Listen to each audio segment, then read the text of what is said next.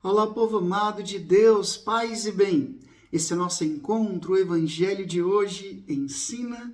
Nesta segunda-feira, eu quero primeiramente agradecer a você que aceitou meu convite na segunda-feira passada. Esteve comigo durante toda a semana e com seu caderninho espiritual. Eu quero renovar esse convite. Dedique esses minutinhos todo santo dia para meditar o Evangelho. Saber o que o Evangelho de hoje tem para nos ensinar. Evangelho quer dizer boa notícia, boa nova.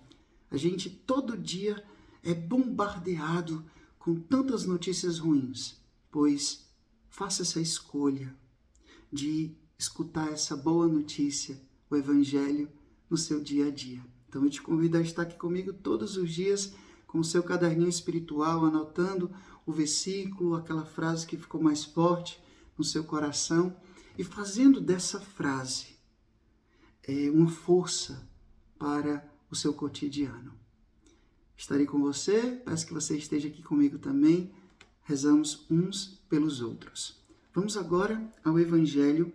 Abra aí a sua Bíblia em Mateus capítulo 7, do versículo 1 até o versículo 5. Mateus capítulo 7, do versículo 1 até o versículo 5, que diz assim: Naquele tempo, disse Jesus aos seus discípulos: Não julgueis e não sereis julgados. Vós sereis julgados com o mesmo julgamento com que julgardes, e sereis medidos com a mesma medida com que medirdes. Por que observas o cisco do olho do teu irmão e não prestas atenção à trave que está no teu próprio olho?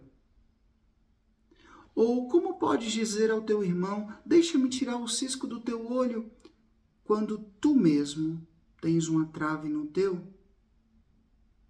Hipócrita, tira primeiro a trave do teu próprio olho, e então enxergarás bem para tirar o cisco do olho do teu irmão. Palavra da salvação. Glória a vós, Senhor. Povo amado de Deus, enquanto eu meditava, refletia esse evangelho aqui para passar para vocês, transmitir para vocês, eu me lembrei de uma história da vida de Mahatma Gandhi, que nem era um cristão, mas era um grande pacifista e tem uma história da sua vida que me toca muito. Se diz que muitas pessoas iam pedir conselhos ao Gandhi. E disse que uma vez uma mãe estava muito aflita porque o seu filho comia muito açúcar, gostava demais de doce.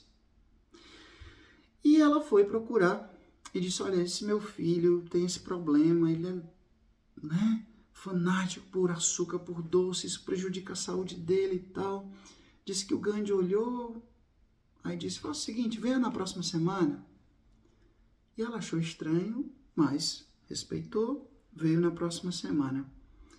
Depois ele olhou, e disse: faça o seguinte, venha na próxima semana. E aí ela achou estranho, continuou achando muito estranho, mas obedeceu. E depois retornou ali e ele disse: agora sim. E aí deu os conselhos que precisava dar para aquele menino. E a mãe ficou um pouco curiosa por que ele tinha dado esse conselho somente 2 semanas depois. E ela perguntou: mas Gandhi, por que o senhor só me deu esse conselho agora?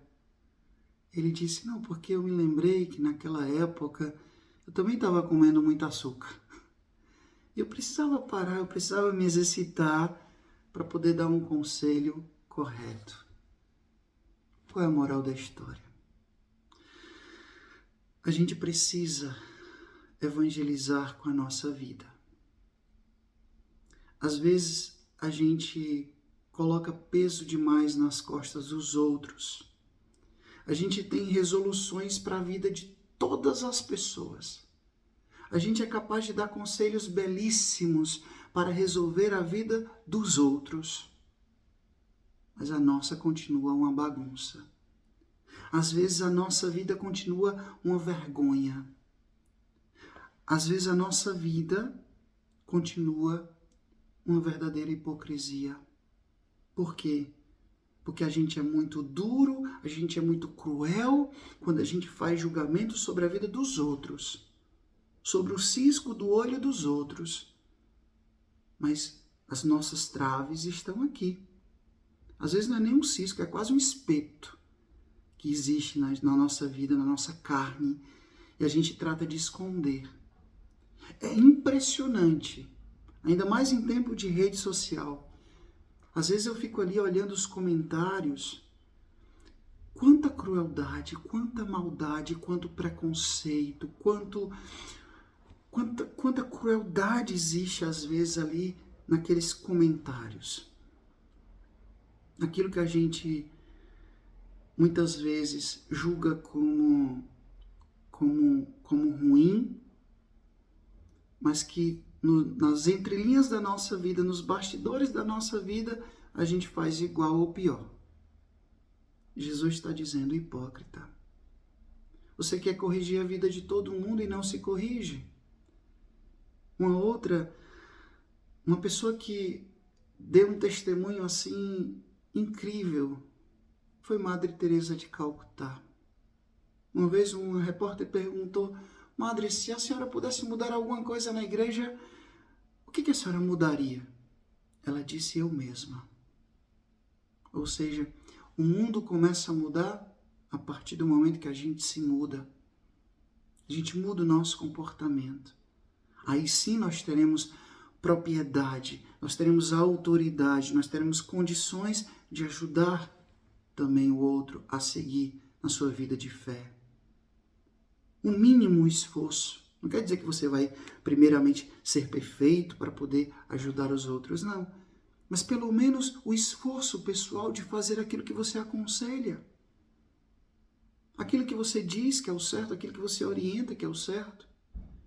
Às vezes os nossos pais, dizem assim, não minta. Aí o telefone toca, diz que eu não estou. A gente ensina os nossos filhos e a gente acaba contradizendo com a nossa própria vida. Jesus está dizendo, se quer ajudar a tirar o cisco do olho do teu irmão, tira a trave que está no teu. Vamos primeiramente olhar para a nossa vida. Às vezes, eu repito, nós somos muito cruéis nos nossos julgamentos. E a gente esquece que Jesus disse, com a mesma medida que você medir, a régua que você está usando para os outros, vai ser a régua que ele vai aplicar a você. Se eu fui misericordioso, ele será misericordioso comigo. Se eu fui compreensivo, ele será compreensivo comigo. Mas se eu fui duro, cruel, frio, como é que vai ser diferente comigo? A mesma medida, o mesmo peso que você dá para os outros, será aplicado a você. Pense nisso. Próxima vez que a língua coçar para fazer julgamento sobretudo maldosos, sobre a vida dos outros, pense, coloca um espelho diante de ti. Será que aquilo você também não precisa mudar em você? Sigamos nesse caminho, a busca pelo autoconhecimento, pela busca pela santidade, mas a partir das nossas atitudes. Assim a gente ilumina a vida do outro. O Senhor esteja convosco, Ele está no meio de nós, que Deus Todo-Poderoso vos abençoe. Ele que é Pai, Filho e Espírito Santo, Deus os deu o céu, paz e bem. Até amanhã, se Deus quiser.